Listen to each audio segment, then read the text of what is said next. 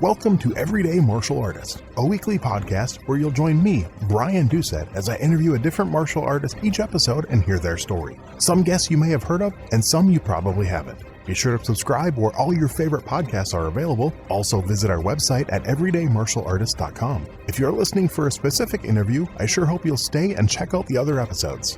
A very special thank you to Topher Williams for our custom theme music. And now, the newest episode of Everyday Martial Artist. Everyday Martial Artist is brought to you by KOOnline.com for all your martial arts needs. Sparring and safety gear, rank belts, uniforms, weapons, patches, and more. Wholesale supplies made by martial artists for martial artists. Visit us today at ko-online.com.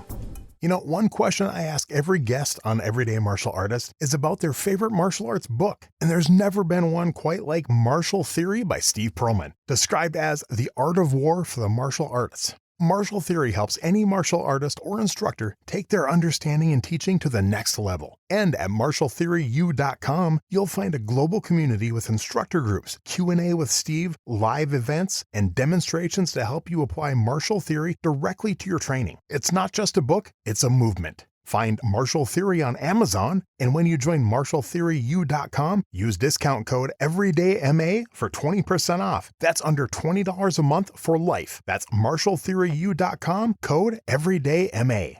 Hello and welcome to Everyday Martial Artist. I'm your host, Brian Doucette, and as we do every week, we're joined by a brand new guest talking about their life and journey throughout the world of martial arts and other stuff they're involved in. My guest today is a 5th degree black belt in Kajukenbo and a proud 3rd generation martial artist, carrying forward his family's legacy with a true spirit of Aloha. He began his martial arts journey at just 5 years old and has trained across a wide range of disciplines, including Kajukenbo, Jeet Kune Do as an assistant instructor, USA Judo where he earned the rank of brown belt, USA Boxing as a green level coach, and Doce Pares Escrima as the owner and head instructor of Bautista Kajukenbo MMA in Chandler, Arizona, and the events coordinator for the Kajukenbo Self Defense Institute. He is dedicated to developing well-rounded martial artists who can adapt fluidly in any situation. Guided by Hawaiian values of ohana, respect, and humility, his teaching philosophy focuses on and bridges disciplines rather than isolating them, helping students grow in skill, spirit, and balance both on and off the mat. Please welcome my guest today, Sifu Joseph Bautista. How are you doing today, Joseph? Aloha. I'm doing great. It's a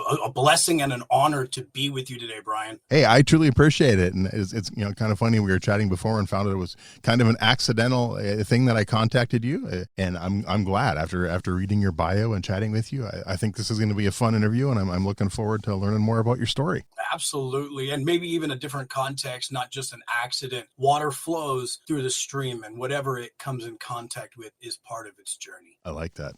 Well, in the intro, I mentioned you've been doing this since you were 5, but I want to know what led to that. Obviously, with your 3rd generation, did you have a choice? Was it your dad just saying, hey, you're training now? Or did you say, hey, I want to do this? Kind of what led to that first intro to martial arts, maybe that first spark that kicked off your journey? I mean, honestly, I don't even think I can really put into exact words when I started. I just have a reference of 5 years old. I believe I came out of the womb with a gi and kicking, so to speak, pun intended. Yeah. Both of my parents actually trained in Kajukenbo. So my mother made it as far as a green belt, and my father is a grandmaster. Okay. And like you said, 3rd generation, a descendant of Sifu Bautista, who is great grandmaster, who is now looking down on us from heaven. Okay. Wow. So then at 5 years old, 4 years old, whenever, you started at that young age, do you remember then when you got to the age where you could have made the decision to leave? Do you remember what was it about it that drew you in? What made you want to keep doing it? Actually, I have a very, very funny story. Awesome. At the age of around 13, I actually bowed out. I took my belt off and I stopped training. Okay. As a teenager, just going through the rigmarole of being a teenager, things changing, everything is upside down and all around.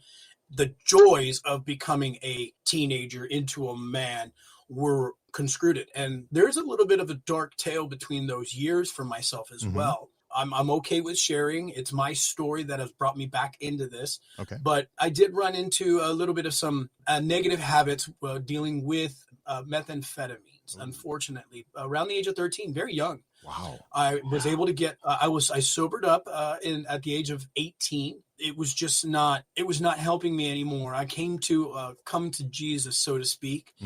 and changed my life around.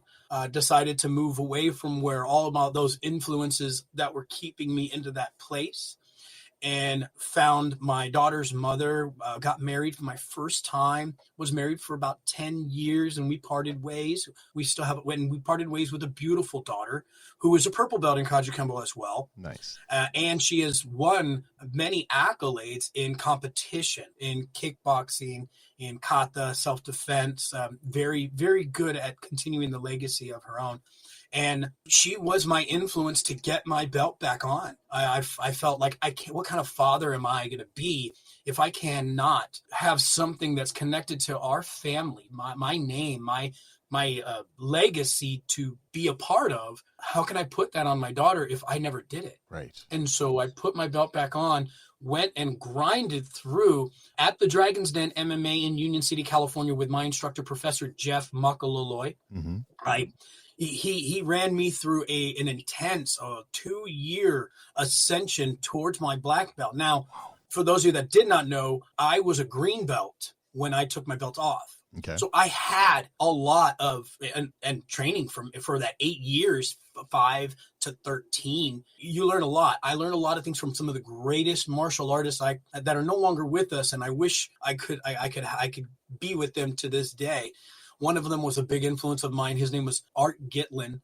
And if anybody gets a chance to look him up, a very, very amazing man, near and dear to my heart, taught me so many great things about honor and etiquette as a young boy. And those carried on and reaffirmed themselves as I got older.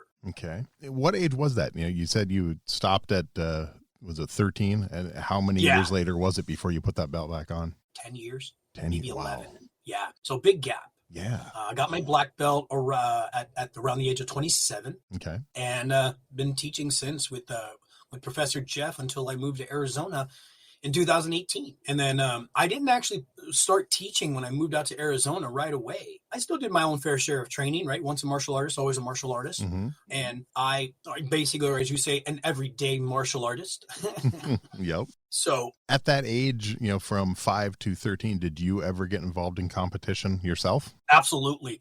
A lot of point sparring and kata, self-defense, those divisions, mostly the expression. I dabbled in MMA and some kickboxing when I was younger as well. Never really went further than just dabbling. Okay. And went deeper into it as I got older. Do you remember your very first tournament ever? No. You don't? Okay. No, I just do remember getting yelled at a lot.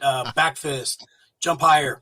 But I did start to, as I got older, I was short. Mm-hmm. I was really short. And from 11 to 13, everybody was at least 1.5 feet taller than me. And in the 11 to 13 divisions. And honestly, they had a full mustache and I didn't even have peach fuzz. Those first few years, were you training with your dad? Yeah, okay. I trained a lot with my dad. And then my dad had me train with a lot of other people.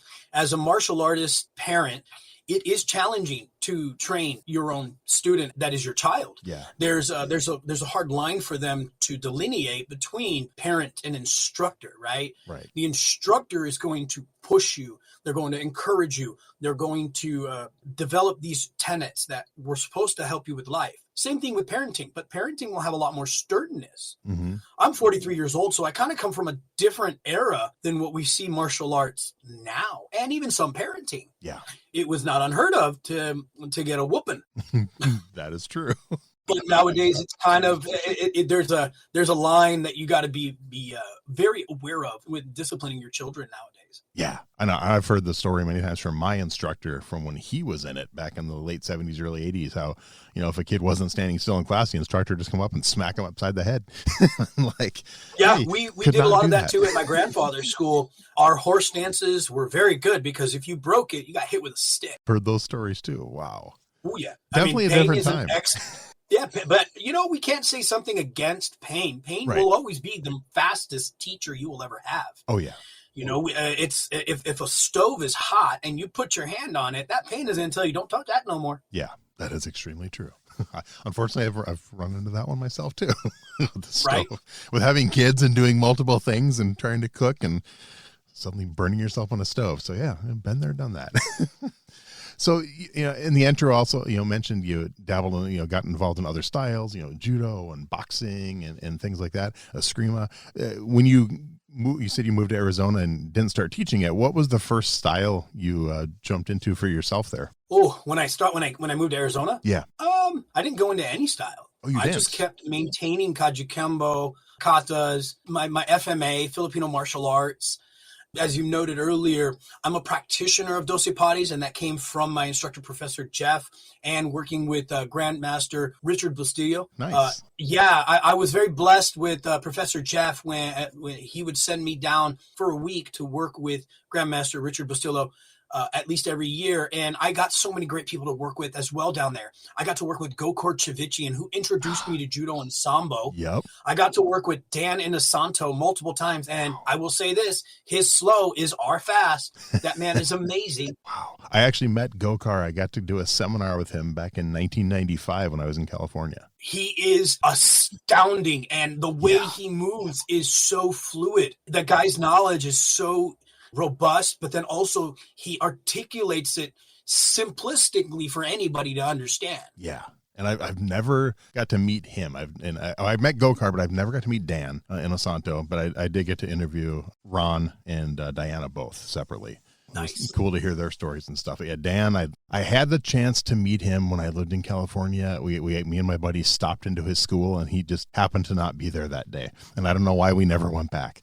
Because we both. But he's very inspiring on a lot of levels, not just as a great martial artist, right? Being one of the quintessential components to Jeet Kune Do being a public thing for a lot of us, and the mastery of it he's done. But he is a lifelong martial artist. He is a student always. I think he just recently got his black belt in jiu-jitsu from Machado. And I mean, he's in his 80s, I believe. Yeah.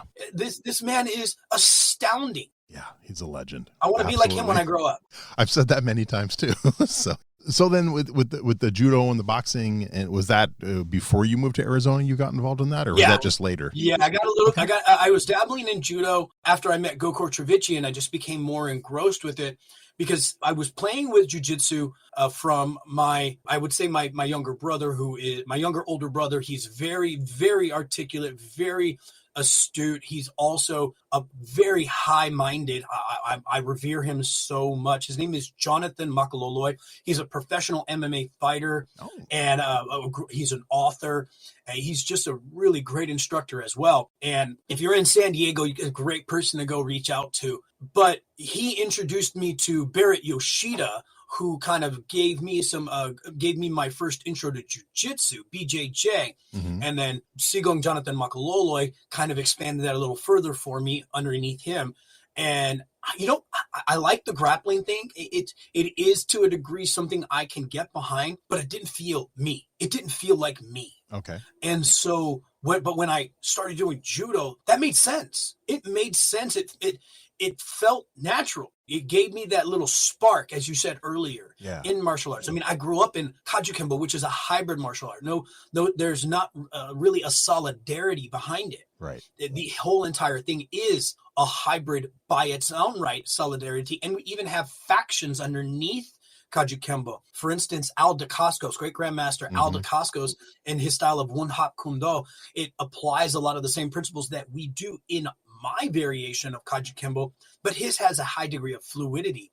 And in all honesty, there's a true testament of longevity through his style. And it was an inspiration from him to me to even go and dive and learn more martial arts. I'm one of the few remaining practitioners of Drunken Fist. Really? Yeah, I still practice it in my own dojo. I have a couple of videos in my Instagram of me practicing it.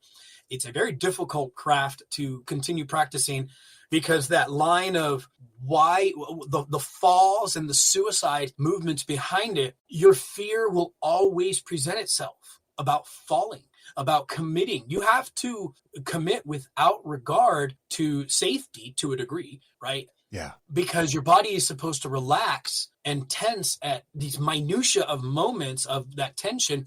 And you're using the momentum of the person as well as yourself to recover. It hurts. Yeah. Wow. And how did you find that style? Well, I've always been a great fan of Jackie Chan. Yeah. we got the root right there. Yep. A lot of his movies and his influence of wushu in a lot of his movies, and Drunken Fist being what really made him unique, right? One of his interviews, he said, I want to be like Bruce Lee, but different. And that Drunken Fist was different. Yeah. Right. We have Bruce Lee, the way of the intercepting fist, and you have Jackie Chan, the drunken fist. Two styles that are different. Yeah. But can be somewhat similar, but still different. And I went searching. It was a long search to find an instructor. That's why I said one of the few remaining practitioners, and I'm not qualified to teach it. I'm qualified to practice it from my teacher. And I still meet up with my teacher to practice it. But I'm worried it's going to be a history art, an art that people remember.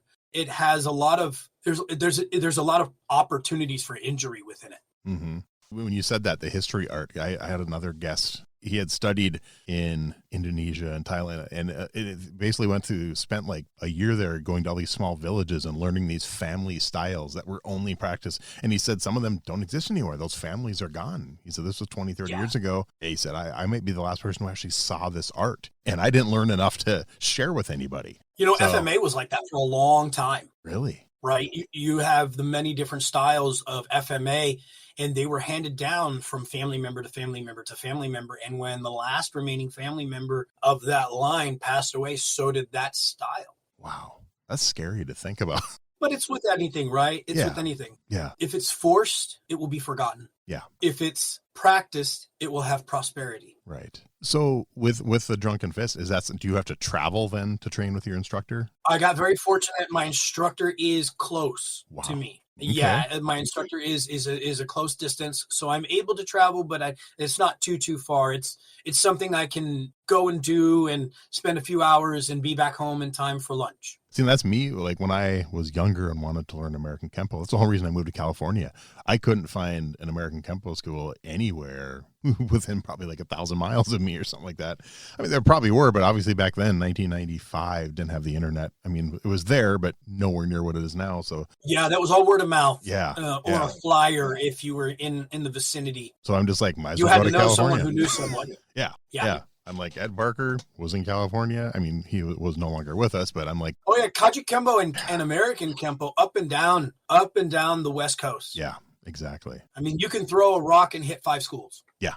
And now, there is one's definitely spread out a lot more, but the only thing about that is, after Mr. Parker passed away, so many spread different ways and all the infighting and the politics. And it's like, you might find one that looks nothing like this one. And no martial art that has a high following is immune to the politics. Unfortunately. That's probably the worst part about martial arts is the politics. Well, the biggest problem is we're building individuals in martial arts to be strong. Yeah. Unfortunately, strength comes with power. Power can develop the ego. Yeah. Then what about boxing? When did boxing become something you got involved in? Okay, now that's a fun story. Okay. So I had got my black belt from Professor Jeff, and his boxing coach at his dojo was getting ready for a fight. And he's like, hey, I need a sparring partner. I'm like, yeah, I can do it. I can spar. And I'm thinking, yeah, I've been doing martial arts just about all my life, and I can spar. I can use just my hands. No. Right. And different. Long story short, I got clobbered. My first time I ever had my bell rung. I've been knocked out before, but I had my bell rung. Now, the difference, for those of you that don't know, and I know you probably have an idea, Brian, but getting your bell rung and being knocked out, night and day, literally, because when you have your bell rung, you are still coherent. You are still there. The lights are on and the car is running, but it's stuck in neutral. Yeah. When you're knocked out, you're going to sleep. Mm-hmm. I had my bell rung, a nice overhand right, top of my forehead, and my coach turned. He went to the other side of the ring, and I turned. My brain said, go. My body said, no. I collapsed, dropped to a knee, and I looked at my coach and I said, never again. I will never let that happen again. And I went and I studied boxing as much as I can to the point where I wanted to learn. The one main thing I wanted is I will not get hit in the head unless I let you. That is the one thing I practiced. It took me about 1.5 years, maybe, to get really comfortable with doing that. And true to nature, I got a chance to help my coach get ready for another fight.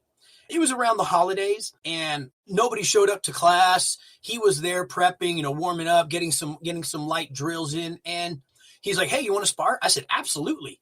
We sparred for a good hour. Nice. A good hour, just the two of us. And he goes, man, that was, he's like, you've gotten so good. Man, I can't hit you in your head if my life depended on it. And I was like, yeah, but my ribs feel like carne asada.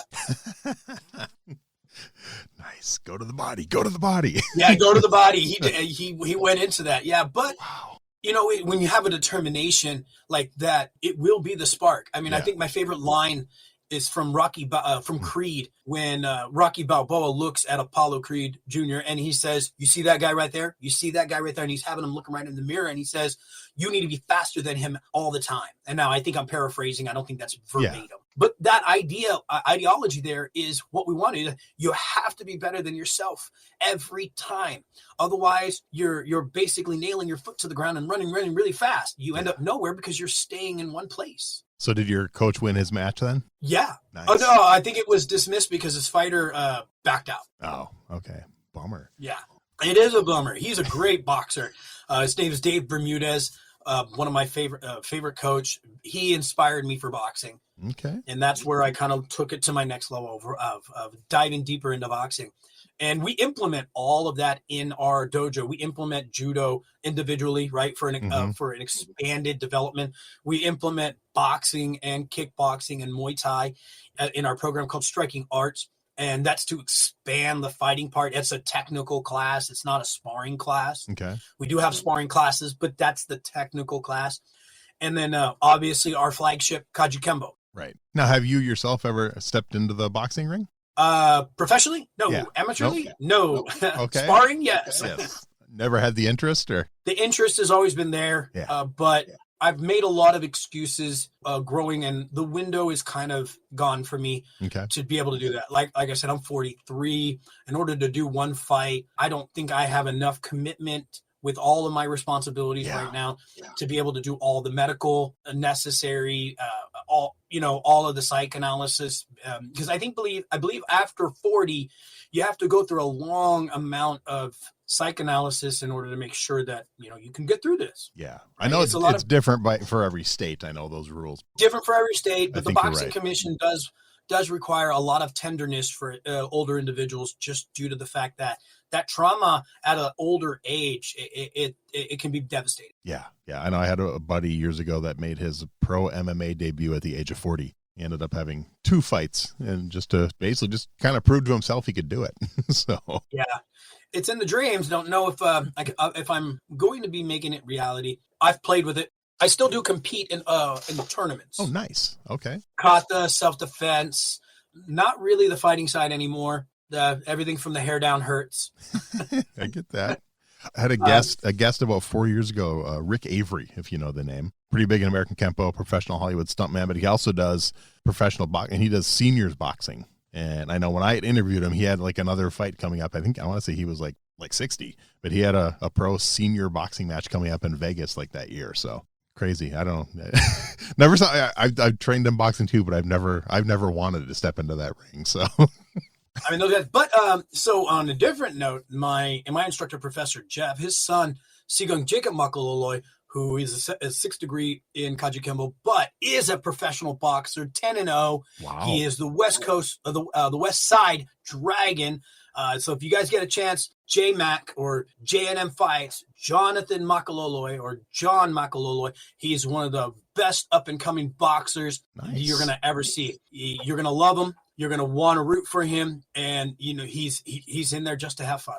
Awesome. I will definitely look him up. That's cool. We used to have a lot more boxing locally. I used to judge MMA, and there was always a lot of boxing going on, but there hasn't been, there's maybe a couple a year now, at least that I know about. And I know Minnesota is trying to get more kickboxing going, which I'm kind of hoping takes off, because that was always fun to watch when I was younger too. So we have a nice new division coming through the pipeline in Kajukenbo called Sport Kajukenbo, which is a hybrid mixed martial art competitive division. It's kind of like one of the biggest downsides with MMA is when you compete, you got to take a few days off. Yeah. Sometimes a week, right? It's very taxing on the body. Yeah. So Grandmaster John Hackelman, I'm pretty sure we know who that name is. Yep. He came up with this division because he is a Hawaiian Kempo underneath our Kajukenbo umbrella. He is one of our revered instructors in Kajukenbo. He came up with this beautiful, beautiful division that's, in my opinion, the 50-yard line of MMA. It's below amateur. It's a circuit opportunity. There's no real headshots available. You can win by submission. You can win by a variation of a TKO, which is just raining down punches, but not fully making contact, right? Okay. Doing it to the point where you're bombarding your opponent in order to show dominance, right? Dominance. And it's suitable enough for anybody to compete in. And then guess what? Go home and enjoy the evening, give your wife and kids a kiss, and have cookies and ice cream. Nice. Right? It's a great place to come to now it's that 50-yard line finally. I'd love to and if see you that. want more, you want to be able to have knockouts, cool, go amateur, go professional. And actually, it's funny you mentioned John Hackelman. I literally was just texting him about a week ago because I've been going back and forth with him for over 2 years to try to get him on the show, and he's very busy. But he says we're doing it. We're doing it in 2026. So hopefully in the next month or two, I'll have John on the show. That'd be fun. But yeah.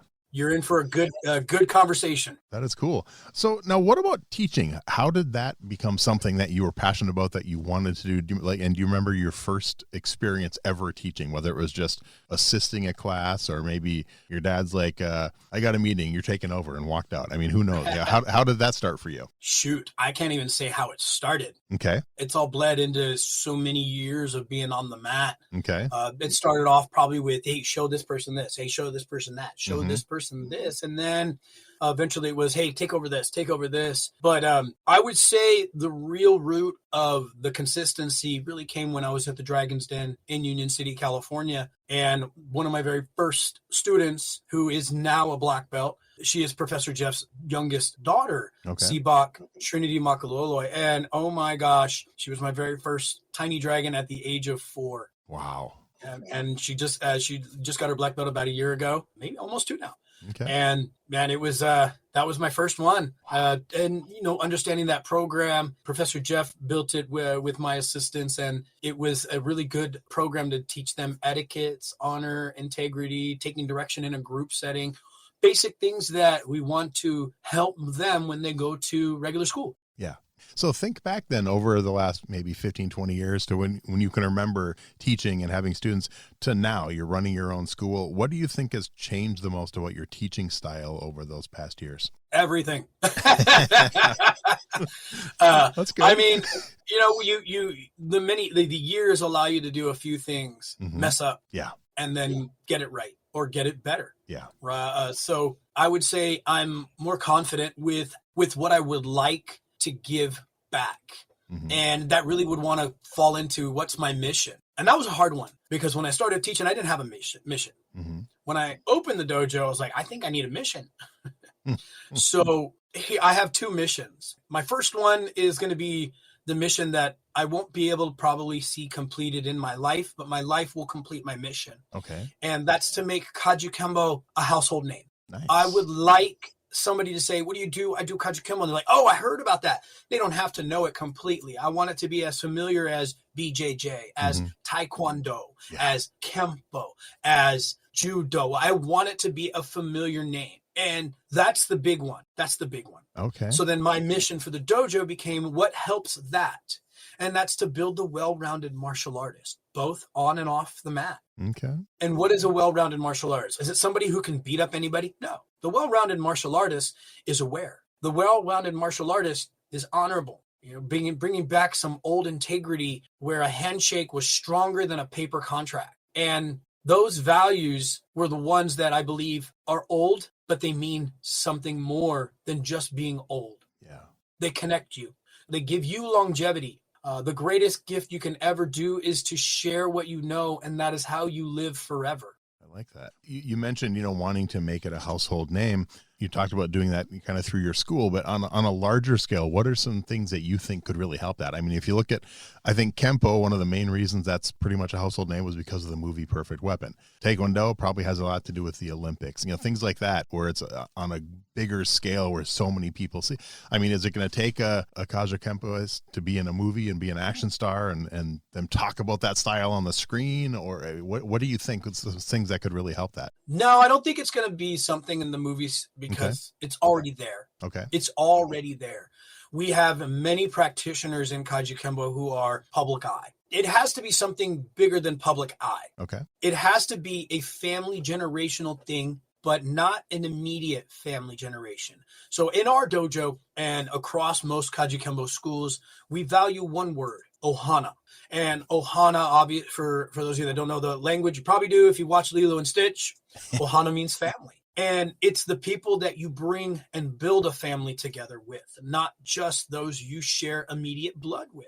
That's going to be where it becomes a household name. Okay. The hardest thing we're going to ever run into are misinterpretations of traditional values viewed as opposite. Okay. We still practice some traditional values in Kajukenbo, like the whipping of the belt. Mm-hmm. And I believe some Kempo schools practice that still to this day too. And the whipping of the belt, if you don't know what it means, it looks inappropriate. Mm-hmm. You know, someone's got a belt in their hand and they're just whacking away and there's a smile on their face. Because to us, it's not a mean moment. It's a rite of passage. The whipping of the belt symbolizes one valuable thing. Nobody can defeat you but yourself. It is not a metaphor that is verbal. It is a physical metaphor. It's tangible. Okay. That has weight. Yeah, definitely. That weight is what's going to make it a household name when those interpretations are viewed appropriately versus obscurely. Yeah.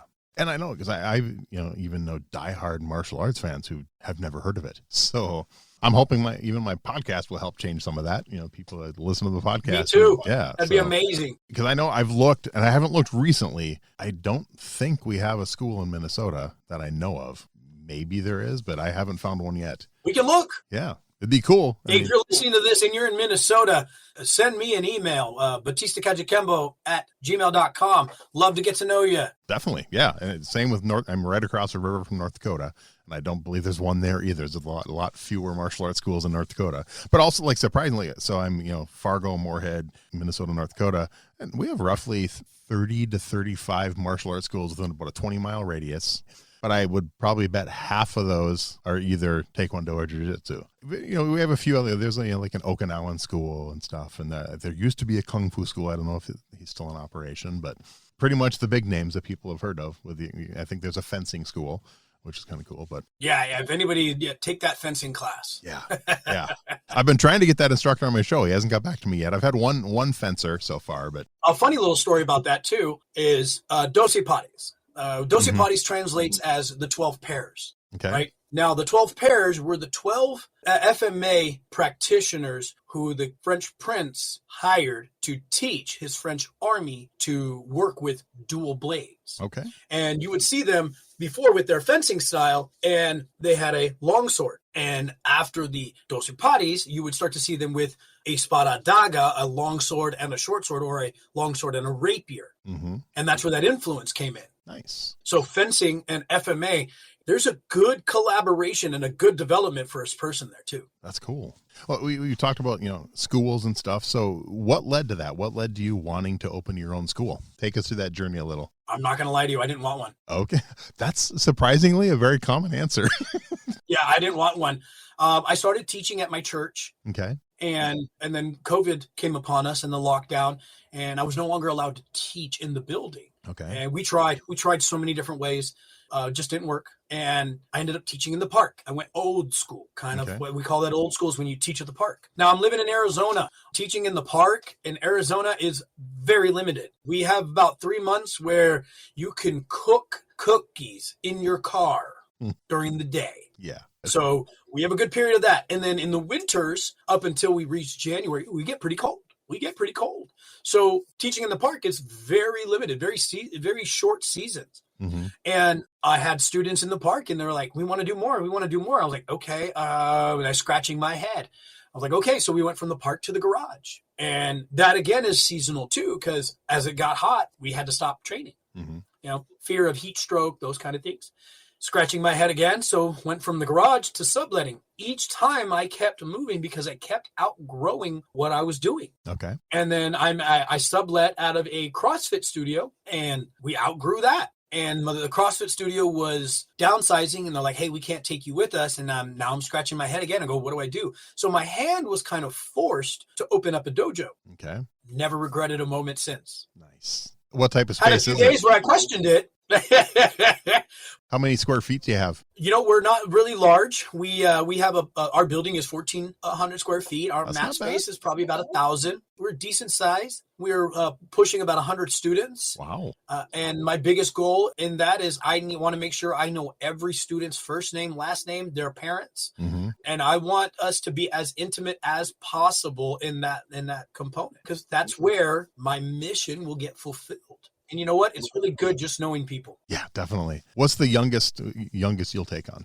3 years old. Wow. Yeah, we have our Tiny Dragons class, which is 3, 4, and 5. And I'm not going to lie to you. That's actually, and no offense to anybody else that wants to argue with this, but that's my favorite class. Really? That's my favorite class. Okay. Those kids, because when you look at the world through their eyes, everything is new and amazing and fresh. Mm-hmm. When you get kids, no offense to the kids that are 5 and up, they've already started coherency of remembering patterns and things that they have gone through. Their brains are still a little concrete in thought and actions, but they're repeating patterns that they continuously engage in. But when you're 3 and 4, there's a lot of things that are new. Yeah. And the amazement, the wonderment. That's why that's my favorite class. That's cool. Albert Einstein said it best. If you cannot articulate it to the understanding of a child, you do not understand it very well. Nice. I like that. Now, if you can teach a 3-year-old and a 4-year-old, Mm-hmm. you know what you're doing. Yeah. Oh, it takes a special person to teach kids. That's for sure. So do you remember the very first student that you personally brought from white belt all the way to black belt? Yeah. Every day, Trinity Makaloloi. Okay. Yeah. My niece, a great young lady, amazing with honors. She's going to U of H right now. Man, she's an awesome girl. That lady is an amazing person. That's awesome. So now you said you talked about code. So your school's only been open a couple of years then, the actual physical location? We will be having our 3rd year, finishing our 3rd year in May. Awesome. Congratulations. That's cool. Thank you. Well, hopefully I haven't been to Arizona in a while, but I'd love to pop in and check it out sometimes Absolutely. during my travels, which I don't have time to do much. I'm actually going to be in Houston in February. I'm going down there for a cruise with my cousin. So hopefully we can at least visit 1 or 2 martial arts schools while we're down there. It'll be fun. There's a really great practitioner out there by the name of Grandmaster Dan Baker. If you can Okay. connect with him, great man. I will write that name down for sure. So you studied numerous styles throughout your life and stuff. Do you have a favorite weapon that you've learned? And also, do you have a weapon you've never learned that you want to? Favorite weapon is the tonfa. Me too. You're the only person that's ever said that. I love it. I love it. I like working with my hands, and the tonfa is very versatile on that. Mm-hmm. You can make it an extension and then lengthen it out, or you can add oomph, and it can work as a shield as much as a weapon against somebody, an offensive weapon. It's great for protection as well as offensive. I mean, I kind of like joke with the kids, and I say that when I work with my tonfas, I feel like Captain America. I like that. Is there a weapon you've never learned that you want to? The mace globe. Really?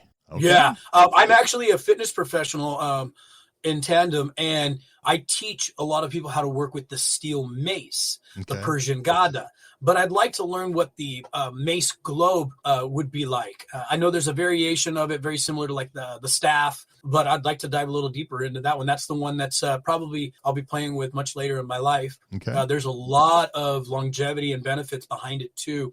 If you guys are interested and you go to my Instagram, I have a video of me. I do believe in the value of katas to this day still, right? I don't always have somebody to spar with. I don't always have a punching bag. I don't always have mitts, but I can always do katas. And when you do katas with fitness tools, you kind of start to learn a little bit more about your body as well.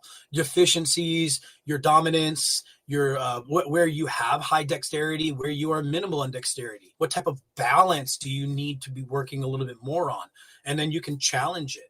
I have videos on my Instagram of me doing katas with various fitness tools, and I continue to deliver more videos over time. So if anybody's ever interested, please take a look at that. Go check out some of the tools and then play with them on your own. Yeah, I'm just looking at your Instagram now. I will definitely add a link to that when the episode comes out. That is cool. Yeah, you got a lot of stuff on there. I like it. So have you ever considered writing a book? Actually, yes. I am in the process of a book and a series. Nice. But true to nature, I have a strong affinity towards the development of youth. Okay. I believe we need to give them more values, more tenets, because there's a lot of social media and even the electronic gaming world. It's preventing them from practicing these on a regular cadence. Mm-hmm. So I'm writing a few kids' books Nice. that connect to martial arts and bring in the value of those tenets. That's awesome. I do incorporate a lot of my faith values into them, but there's one thing I didn't ever want to do, which was throw my faith blatantly. I wanted the values of my faith, not just the practice of it. Okay. I'm a firm believer that the gospel is spreading the good word, not forcing it. I like that. And do you have a target release date on the first book? Well, now you're putting me on the spot, so I guess I have to, huh? I'd like to probably push it out by the end of summer. Okay. Very cool. And you said a series. Is there a goal number? Do you want to write 3 books, 5 books, 10 books? As many as my brain will manifest. Okay. And same thing, when those come out, you send me the link and I'll add it to your episode after the fact. Absolutely. Would love that. And that's cool. I think you're my at least third or fourth guest that's writing or written a children's book, which is kind of cool. You know, it really goes back to that statement from Albert Einstein too. Mm-hmm. If I can give it to them, the youth, then that sets me towards that mission as well, right? Yeah. Making it a household name, giving it to the extended family members, the ohana. If I give it to the next generation, they will grow it, right? Plant that mustard seed and let it grow. That's cool. Nurture it. I'm currently writing my first book, but you're probably much further along than me. I've been working on it in quotes for about a year, but I may be 20 pages in. So when I go on this cruise I'm going on, a kid's book it can be a little smaller. Yeah, that's the thing. Mine's not a kid's book, but when I go on my cruise in February, I'm actually bringing physical notebooks with, and I'm gonna, because when I try to write in front of the computer and I sit down and I'm like, I'm on the computer, I should be working on my podcast, not writing this book, and I'll go and work on the podcast. So I'm actually bringing physical paper notebooks, and I'm gonna write every day on the cruise, and then bring that back and scan it in, and hopefully have a lot more done than I do now. So that's the plan. We'll see. Nice. So over your life, over your martial arts journey, is there one philosophy that's at the top of your list? Yeah, it's one that I practice for my instructor.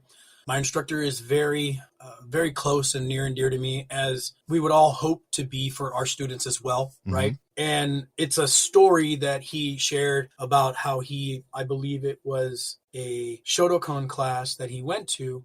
Now, I could be incorrect on that one, and mm-hmm. my instructor will correct me later, but the rest of the story will be correct. Okay. He kept the old white belt that he had, and he turned it into a regular belt to always remind him to be a student. Nice. That's my philosophy. Always remember to be a student. Go and practice, learn, especially if you're not good, and learn to make yourself and what you want to teach better, not just your ego. Eliminate the ego if you can, and that'll be probably the biggest battle you'll ever go through, but always be a student. Imagine that the person you are talking to always has something to teach you. I like that. That seems to be I'd say 25% of my guests say something similar to that, which I'm very impressed with. I like that. Then we're in good company. Yeah, definitely. How about a worst martial arts related injury? Have you been lucky, or have you had any bad ones? I do have a bad one. Okay. I have patella subluxation in my right knee. It doesn't fully track on top of it. Mm-hmm. I had to, when it first dislocated, I had to relearn everything. I had to relearn how to walk, run, sit down. It was devastating. It took me 1.5 years to get back to actually running again. Okay. And I used a lot of tools to get to that place, various electronic devices that were sensory reading. It was a lot of money over time too, to get myself back to being able to just be free in my movement. Now, am I prone to that dislocation? Always and forever. Yeah. Unless I have surgery, but then once I have surgery, that's no longer my knee. Right. And that's always been my thing. I've been fighting through, but I can still do my trick kicks. I can do my drunken boxing. I can spar, and you wouldn't know that I have that injury. That thing. I don't baby it, but I don't disregard it or neglect it. Yeah. It's a constant practice. I have to do my therapies daily. It's a lot like brushing my teeth. Yeah. It's a lot like bathing. Yeah. If I miss one day, I do feel it. Okay. But if I maintain it, I can still be active like every regular person. Nice. One thing me and you kind of have in common, because I had a severe knee injury when I was 15, right before I turned 16. And I've never had it rebuilt. And I'm just kind of rehabbing it on my own. And I mean, back then the doctor told me if I didn't have it rebuilt, no martial arts, no basketball, no skateboarding, basically no physical activity till I had my knee completely reconstructed. Yeah. But I was lucky because back then, this was 1990, they would not do reconstructive surgery on someone that young until they stopped growing. So he's like, you're going to have to wait about 4 to 5 years. If he would have said we have to do it now, my parents would have probably made me do it. And then we wouldn't be having this conversation. It would be completely different. But the fact that he made me wait, I just went and rehabbed my knee, and I'm like, oh, my knee feels fine. I'm going back to Taekwondo. And I just started doing it. I've had a few times where it's gone out on me over the years, and I've had a few severe conversations with an orthopedic surgeon, but so far I've won that argument. Haven't had to. I'm sure at some point, I mean, I'm 50, almost 52. I'm 51. At some point, he's like, you're gonna have to have this done at some point. At some point, you're gonna probably end up with arthritis in this knee, and you're gonna have to have this. So we'll see. I'm hoping to prove him wrong. Fingers crossed. All right. So I have a few fun questions we use to wrap up the interview. Awesome. So we talked a little bit about MMA, and you've trained in that and stuff. So let's say you were going to take that walk into the octagon. You were going to do an MMA fight. What's your walk-up music going to be? What song's playing as you're taking that walk into the cage? It's got to be something peppy, nothing too aggressive. I want to go in there to just have a good time. Okay. So, oh boy, Kalohi Kai, Cool Down. Okay. I'm not familiar with that one. Kalohi Kai is a Hawaiian reggae nice. artist group. Cool Down. Actually, Cool Down was the song that Iam Tongi used during the American Idol. Really? Okay. Yeah. So I would actually go down to that one. Okay. Because it's upbeat. It's got a little bit of energy, but a nice, good melodic tone where you can be like, I can just relax and groove into this. Okay. I'll have to look that one up and listen now. I'm not a big American Idol fan, but I'll have to look up that song. I only knew about Iam Tongi because the artist I just mentioned had it all over his Instagram. Okay. Yeah, I think I've watched American Idol 3 times in my life only because I knew people who were on that episode. It's the only reason I watched. Otherwise, I've never really watched it. So, yeah. All right. Who are 3, 4, 5 names you'd put on your personal Mount Rushmore of martial arts? My grandfather is number 1. Nice. Emo Bautista, most definitely. Gene LaBelle, Judo Gene. Nice. Obviously, the great Bruce Lee, Jackie Chan. Nice. And just for good measure, for fun, and not because he's a martial artist, Weird Al Yankovic. I love it. I'm a huge Weird Al fan, man. I love that. Guys, you just have some fun right there. That just has nothing to do with martial arts. Yeah, I love it. He's actually, I've seen him in concert 3 times now. Puts on a heck of a show. Yeah, huge fan. That is awesome. I guarantee you're the first person that's ever said Weird Al, so... I like it. On my Mount Rushmore, I put Pat Morita up there. He's not really a martial artist, but he was Mr. Miyagi, so he gets to go up there. Come on. Yeah. But he modeled the real Miyagi, so we've got to give him that. Yeah, definitely. He gave Miyagi to us when the original Miyagi was like, nope. Yeah, and I was lucky enough. I got to interview Fumio Demura before he passed away. So that was great. Yeah, that was an amazing interview, and he was. I was not expecting how funny he was. He was a very funny guy. He told some hilarious stories from the set. And yeah, it was good. All right. How about a favorite martial arts book?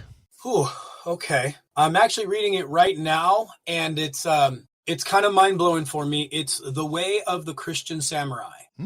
Okay. Not heard of that one. Who's that one by? It is by, you put me on the spot. Sorry. I could probably Google it. I have it here with me somewhere. I just can't find it for some odd reason. I can probably Google it really quick. Yeah, The Way of the Christian Samurai. Because I've been a huge fan of the culture of Japan and the samurai itself ever since meeting and being influenced by Art Gitlin, and being a Christian. I always was curious, were there ever Christian samurais? Yeah. And there were. And it was a huge conflict during that era because obviously Jesus Christ is the one Lord that a Christian follows. And the samurais had to be at an external battle between the shogun the shogunate who was revered as God on earth, when they're like, no, there's Jesus Christ, dude. Okay. Yeah. Paul Nowak is the author. Just found it. And there's a ton of content even further than that. So I'm kind of digging a little deeper into that realm. Okay. Nice. Natural curiosity. Yeah. That's cool. I will make a note of that one. All right. Now this one, it's usually 50-50 with my guests. Some have an answer, some don't. But do you have a favorite martial arts video game? Did you ever get into gaming? I did have a fair share of video gaming, actually. I guess you would call it martial arts, and it was on the Nintendo NES, old school Nintendo, and it was modeled off of the Romance of the Four Kingdoms. Okay. And it's or Romancing of the Three Kingdoms, and it's called Destiny of an Emperor. I've heard of that, actually. It's old. It's so old. It didn't even get a lot of good traction. Now, they do have variations of it now. Okay. It's known as Dynasty Warrior. Okay. But Destiny of an Emperor, it was the first game that ever came out that had to do with Liu Bei, Guan Yu, and Zhang Fei. Okay. Interesting. Yeah. I'll have to see if I can find that online somewhere, because a lot of those old ones you can play online now. Because I found Karate Champ online. It's 8-bit, y'all. Hey, I started on an Atari 2600 and a Commodore 64. So I'm all about 8-bit. So we're dating ourselves. That's right. I still have a working Commodore 64 right now. So I still have a working Nintendo.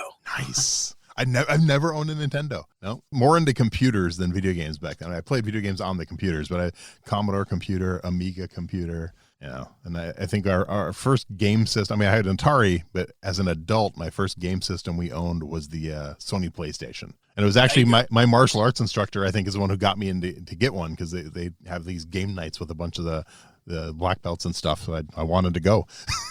And then sometimes I actually like to encourage some of the turn-based strategy games to my kids. Nice. Students. Just because when they're playing a lot of the current games that are on the market, there's no turn-based. Yeah. It's first person point of view, action oriented. Yep. And that's high anxiety, a lot of rapid eye movement. Yeah. But what it doesn't teach them is critical thinking. Yeah. It's generally opportunistic, things like that, which is not horrible, but there's something to be said about turn-based. Yeah. Chess is turn-based. Yeah. Checkers is turn-based. And there's a value that teaches you that, which is take your time, survey everything, review, plan, organize, critical think and problem solve. I know when my oldest son, who's now 26, when he was younger, I remember I set up a game for him, and it was one of the old choose your own adventure, choose your way. It's like you've come to a hallway, you can go left or you can go, and he used to play that for hours, going through his little adventures. Those are pretty dope books. Yeah. But the video game ones were even a little cooler, I think, and so yeah, fun time. All right, how about a favorite martial arts TV show? Oh man, okay. Now that's a really hard one. A lot of good ones out there. Yeah.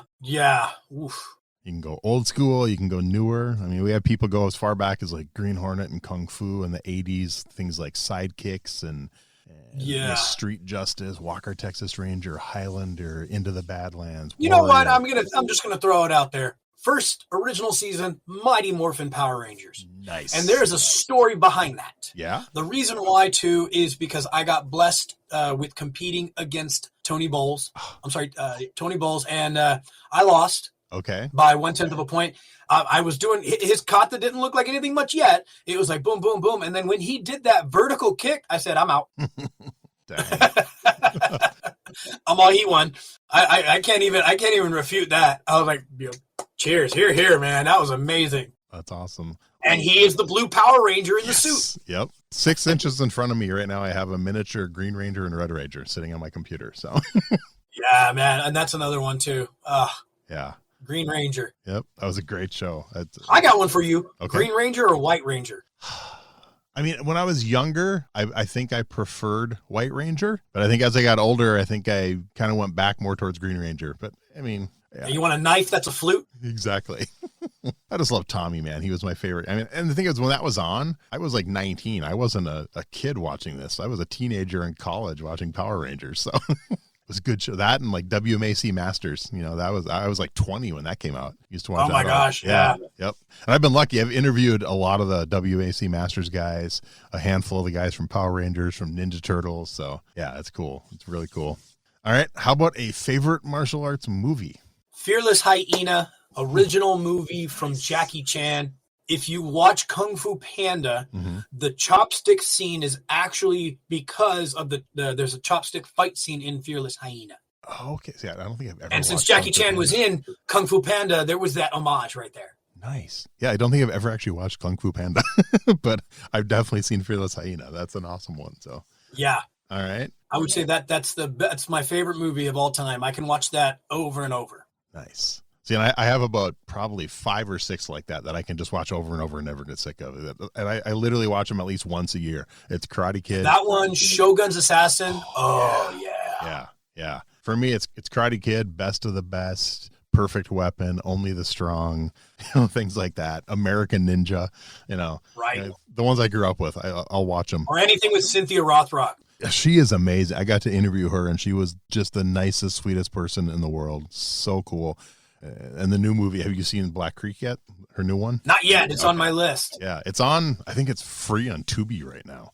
I'll have to probably watch it this weekend again. But all right, final question. This one doesn't have to be a martial arts movie. Any movie you've seen in your whole life, a favorite movie fight scene. Just one fight scene that jumps out. The Crow, Brandon Lee, when he goes against the knife guy and he takes the jacket. My favorite line is the favorite scene is when he throws the knife and he goes, try harder, try harder, try harder, catches the knife and then says, victims, aren't we all? Nice. I love it. I actually brought my daughter when they re-released it in theaters last year. I brought my 18-year-old daughter to it. And I said, don't ever watch the remake. I have so much memorabilia of Brandon Lee's The Crow. Really? I just gravitate towards it. I believe it's one of the most beautiful love stories, on top of the fact that it was his last movie, on top of the fact that it was just the perfect setting all around. Yeah. I will not watch the remake. Couldn't pay me enough to watch it. I'm such a fan of the original. I have a hard time with that one too. Yeah. No offense to anybody who liked the remake. No offense. Yeah. I know. I've had people like, it's better than the original. Like, you haven't actually seen the original if you think it's better. Sorry. it's just not. But yeah, that's another one. I think I watch that at least once a year too. Just such a classic. And I was actually in martial arts class when we got the news that Brandon Lee died. We were in our Taekwondo class. And a student came running in late to class, and the instructor got upset, and he's just like, Brandon Lee just died. And we're all like, what? You've got Ernie Hudson in it. Yeah. Come on. Yeah. You got Nikon from Hackers. That's Lord Nikon. Dude, that's awesome. I completely forgot he was in that. I love that. Yeah. See, and I love Hackers, but I'm more of a fan of war games. I'm a little more old school for the hacker movies, but... War Games was deep, man. Yeah. The DVD is sitting right here. I actually was talking about watching it today. So I think when the interview is done, I'm going to pop on War Games and watch it. That's another one once a year. I watch it. That movie got me into computers, which was a huge part of my life growing up. My uncle showed me that movie on Betamax when I was like 10 years old. So I started martial arts and saw the movie War Games around the same time. And I remember I saw War Games and I went home to my dad like, Dad, I need a computer. And he said, get a job. Just, as a dad does. And I just like, okay. And I went and got a paper route and saved up for a year to buy a Commodore 64. So you can motivate kids if they really want something. So absolutely. That's cool. Well, Joseph, before I let you go, is there anything we forgot to mention or just last minute parting words you want to get out there before we wrap this up? If you're in Chandler, Arizona or near, or you wanted to visit, would always love to have you on the mat. My door is always open. I don't care what style you train in. I'm a firm believer that share with me and I'll share with you. The only way this world gets bigger and better is if we share. I like it. Well, this has been so much fun. I love your story. I'm glad we connected, and I can't wait to get this one out for the listeners. Well, thank you very much. Mahalo, Brian. Mahalo to everybody who's listening. It was an honor. It is a blessing. And I hope to see every single one of you that are listening to this. I know that's a big feat, but it would be a great blessing to meet any and all of you in person. Wrap up today's episode by taking your own training to the next level with Martial Theory by Steve Perlman, the book that's redefining martial arts thinking. Find Martial Theory on Amazon today. Join the worldwide movement at martialtheoryu.com, where you'll find Q&A sessions, live events, and direct guidance from Steve himself. Use code EverydayMA for 20% off for life. That's martialtheoryu.com, code EverydayMA. Thanks for listening to Everyday Martial Artist. We hope you will join us every week for a brand new episode with a different martial artist telling their story. If you enjoy the show, be sure to leave us a review. Also, be sure to check out our website at everydaymartialartist.com. There you can find all of our episodes and contact us to suggest guests and ask questions. Again, thanks for listening to Everyday Martial Artist, and we'll see you next week.